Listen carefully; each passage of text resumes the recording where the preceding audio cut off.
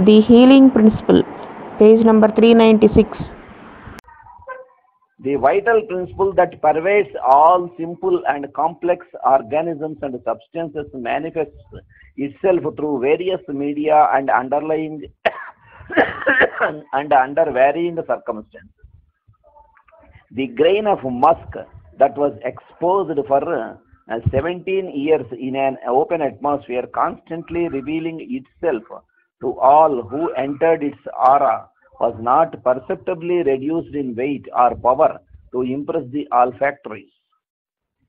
The protoplasm reveals its life to vision by the aid of the microscope in motion, which is an actual observation. The class of inert substances, of which silica is a prominent member, demonstrates its life force when acted upon by the elements of the animal and vegetable kingdoms by the change produced in the elements of these kingdoms. అంతేగా మట్టిలో మరి ఎలాగ చెట్లవి వాటిలో ఏ రకమైనటువంటి మార్పులు వస్తున్నాయి, vegetable కింగ్డమ్లో, animal కింగ్డమ్లో ఏ రకమైనటువంటి changes వస్తున్నాయి, అది మనం చూసుకున్నట్టయితే మెడిసినల్గా కూడా వాటిలో ఏ రకంగా వస్తాయో మనకు ఇప్పుడు అర్థం అవుతుంది. This class therefore negatively demonstrates that there is life in so-called inert substance. అంతేగా ఇప్పుడు అవి జీవం లేనటువంటివి ఇనర్ట్ సబ్స్టెన్సెస్. మరి మినరల్స్ అంటే అదేగా మొట్టమొదటి ఐడియా ఉండేది. అక్కడ కూడా మాస్టర్ చాలా క్లియర్గా చెప్పారు, ఇది రాయి, ఇది ఇసుక, ఇది సిలికా. ఆయన కూడా సిలికానే తీసుకున్నాడు. దీంట్లో ఏం లైఫ్ లేదు, దీనికి మైండ్ లేదు అనేటువంటిది. అంటే దానికి మైండ్ ఇంకా వికసించే టైం దాకా రాలే, దాని నుంచి సపరేట్గా లేదు ఎగ్జిస్టెన్స్. దాంట్లో మట్టిలో మట్టి తాలూకు మట్టిత్వంగా ఉంది దాని నేచర్గా. అలాగే స్టోన్, సిలికాలో దాన్ని సిలికా అని ఎందుకు అంటున్నావు, దీన్నేమో పొటాషియం అని ఎందుకు అంటున్నావు, దీన్నేమో నేట్రమ్ అని ఎందుకు అంటున్నావు, దేన్ని బట్టి అని అనగలుగుతున్నాం. దాంట్లో ఉన్నటువంటి దాని స్వభావం నేట్రంగానే ఉంటుంది. సిలికా తాలూకు స్వభావాన్ని నేట్రంగా మారమంటే మారదు, సిలికాగానే ఉంటుంది. అదే దాని తాలూకు దాంట్లో ఉండేటువంటిది, అది అంత క్లియర్గా చెప్తున్నాడు. ఇనర్ట్ సబ్స్టెన్స్ అనుకునే దాంట్లో కూడా ఇగో ఇవన్నీ జాగ్రత్తగా చూడమంటున్నాడు. There is no substance known to man that does not possess life, lower or higher in proportion to the complexity of its organization, growing higher and higher in order and manifestation until the image of the creator of all things has been reached.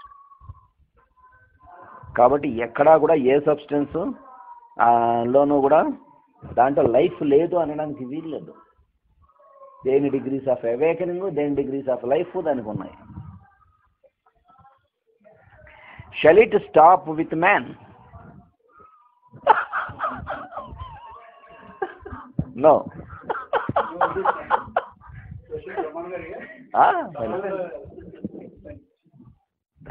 Master ఎగ్జాక్ట్గా అలా కనిపిస్తారు. Master గారు చెప్పారు కదా, animal kingdom, vegetable kingdom, plant kingdom, human అక్కడతో ఆగిపోతుంది అనుకుంటారు. కాదన్నారు, లేకన్నా ఇంకా పైన చాలా ఉన్నాయన్నారు.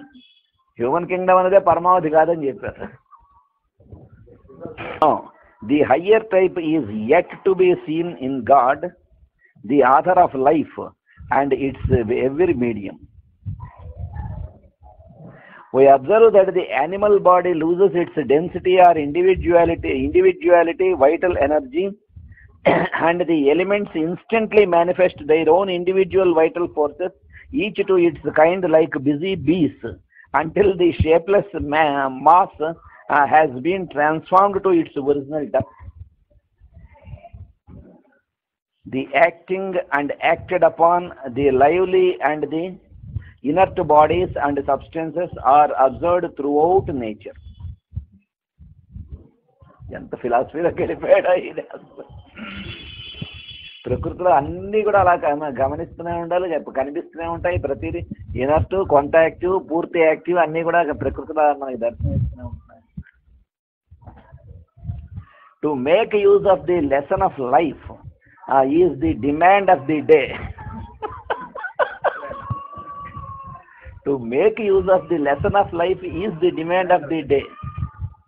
through which the healing principle or life can be measured and its nature as a force perverted.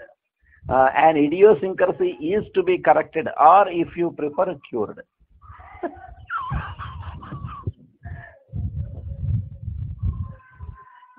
The blending of these forces are the complexities of living and healing.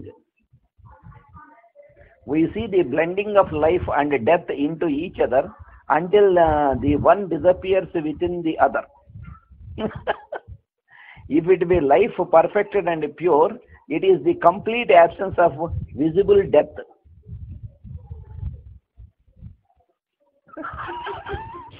Death అనేటువంటిది ఎప్పుడో ఒకసారి వచ్చేది కాకుండా మేష్ గారు చెప్తుందంట, అనుక్షణం నువ్వు దాంట్లో leave చేస్తూ ఉంటే నువ్వు అమృతుడివి, లేకపోతే డెత్ కింద లెక్కను. ఆత్మహత్య గురించి చెబుతూ midway between life and death we see perfect equilibrium.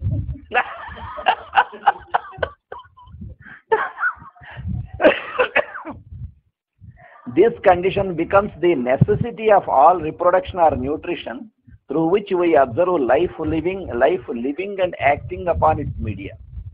The slightest defect in the vital operations creates friction, and the machinery wears out rapidly, becomes heated, death increases, and this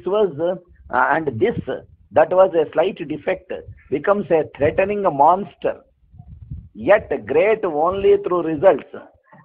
As we know that the very gentle force properly applied corrects the original defect, and the grand old machinery soon returns to normal action.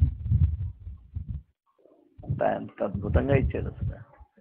ఆ ఉన్నటువంటి ఫోర్స్ని జాగ్రత్తగా అది కనుక wrong side వెళ్ళినట్లయితే ఏమవుతుంది, మొత్తం అంతా కూడా రాను ఈ మెషినరీ అంతా కూడా తొందరగా పోతుంది అన్నాడు.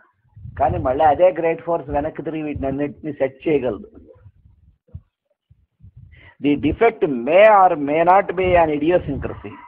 Reduced resistance against common things is an idiosyncrasy. ఒక్కోటి డెఫినేషన్ అంత క్లియర్గా ఇస్తున్నాడు అసలు.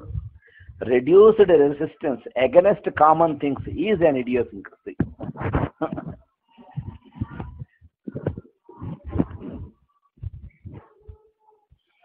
In olden times we said, this patient cannot take a calomel because she is so susceptible to its action that the smallest dose has been known to salivate and to do great injury. People are often susceptible to a substance that will do them great good if the positive and negative of life are duly considered and applied. Cure is often contagion as well as disease. When the vital energy of the disease cause be taken in too great incept, disease is the result. But if the shape of the sphere of vital plane of the same cause be elevated to the quality that becomes corrective, the contagion becomes cure.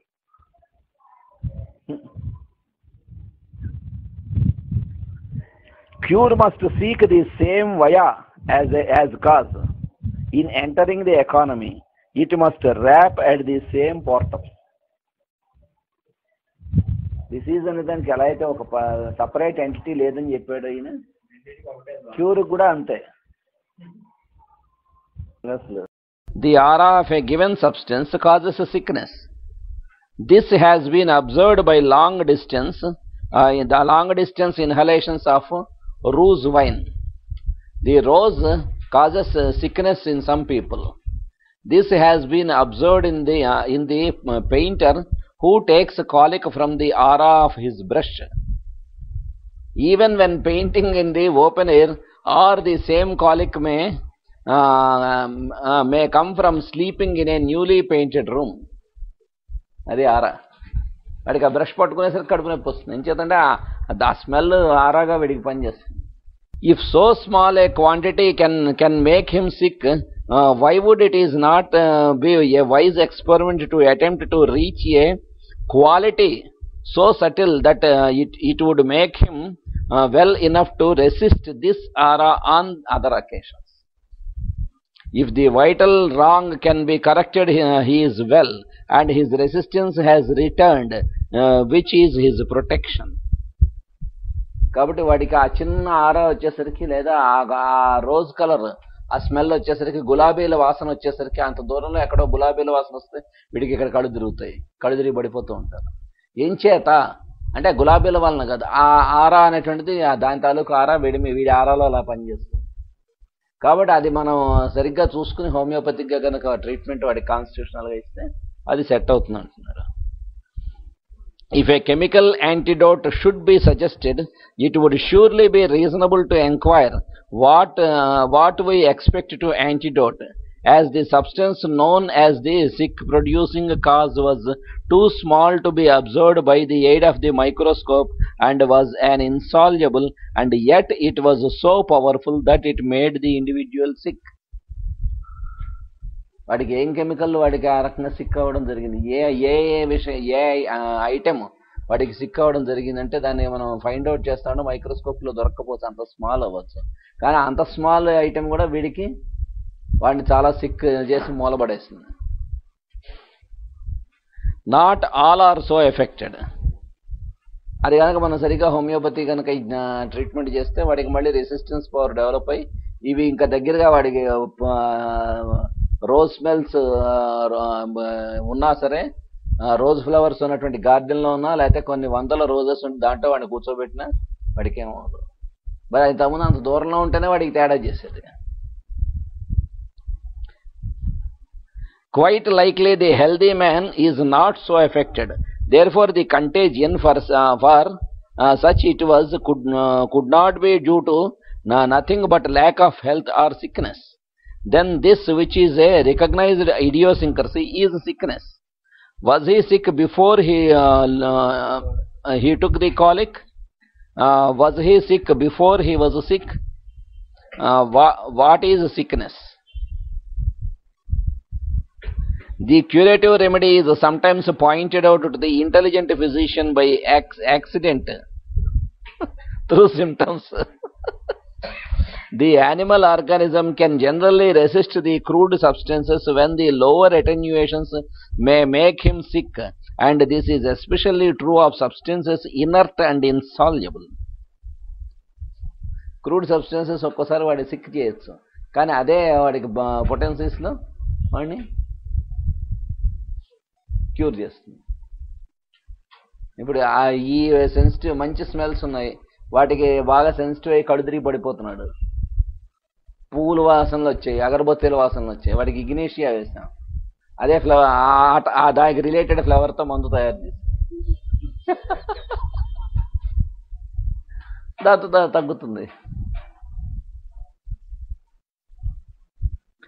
It has been observed that the negative state may be intensified by large incepts of a given poison.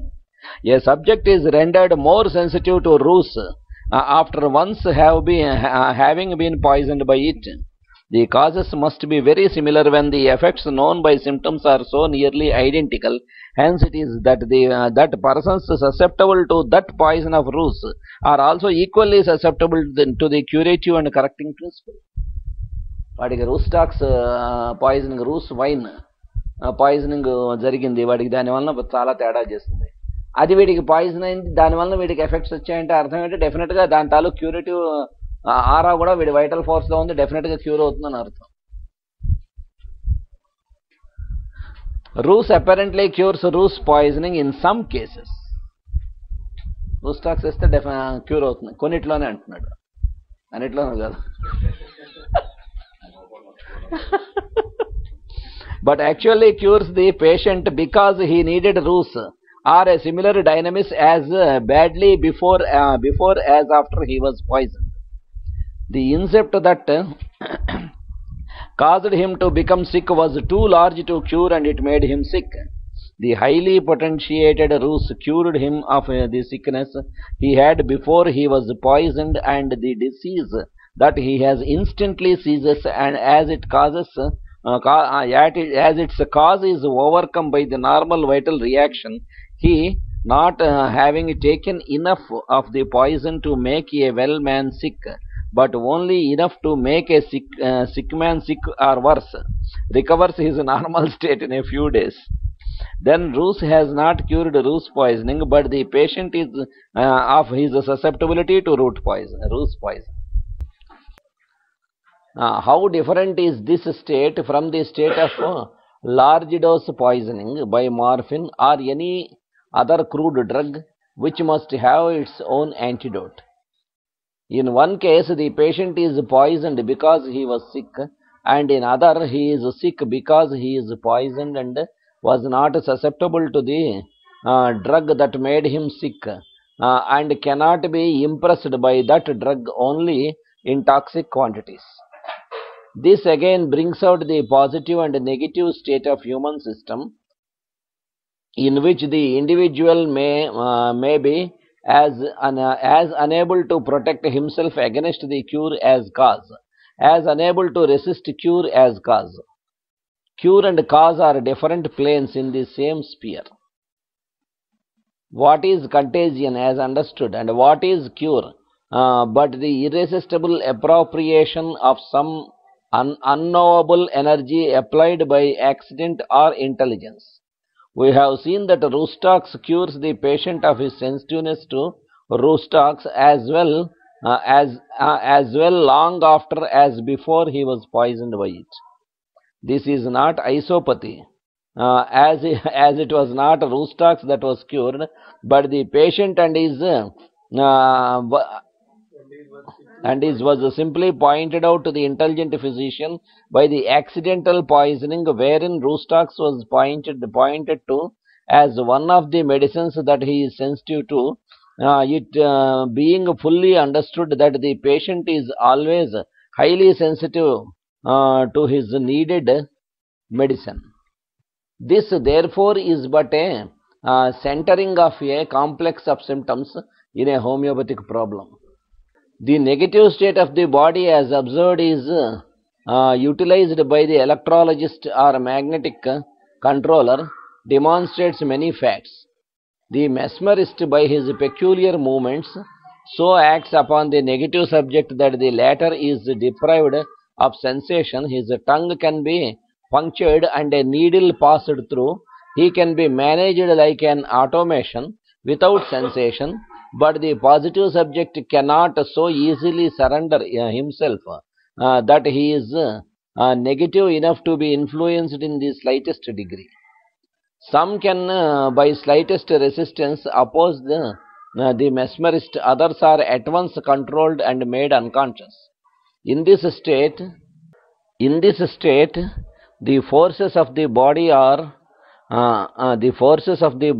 alone disturbed. The tissues are unchanged. Can disease be more than this primitively? It need not be more. It is not more, while all tissue changes are the results of disease. With this thought in mind, it must seem strange that men study morbid anatomy to be able to find means to correct a wrong that is wholly vital. వైటల్గా ఉన్నటువంటి దాన్ని ఈ morbid anatomy అనేటువంటి దాన్ని study చేసి ఏ changes ఉన్నాయి, ఏ టిష్యూలో, ఏ ఆర్గాన్లో ఏమున్నాయనేటువంటిది study చేసి దాన్ని కరెక్ట్ చేయడానికి ప్రయత్నం చేయడం అనేటువంటిది ఎంతవరకు సాధ్యం అవ్వదు. It must seem strange that a learned professor will still hunt with the microscope for the germ that causes the cholera, yellow fever and zymotic sicknesses, searching among the results of disease to destroy its cause. As well examine a grain of wheat under the microscope to ascertain how tall a stalk it will grow, or to ascertain whether it will grow anything. As the lens has never discovered the vital spark in that grain of wheat, it will not likely become a safe guide to the nature of a vital energy in disease cause or curative force.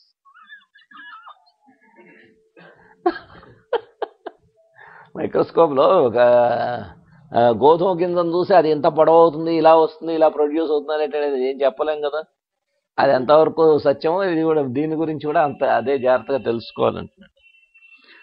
The pathological anatomy is the intermediate state, while the external image made up of sensations is a perfect likeness of the primitive state, the true disease and these only correspond with each other, and in these only do we see fathomable harmony.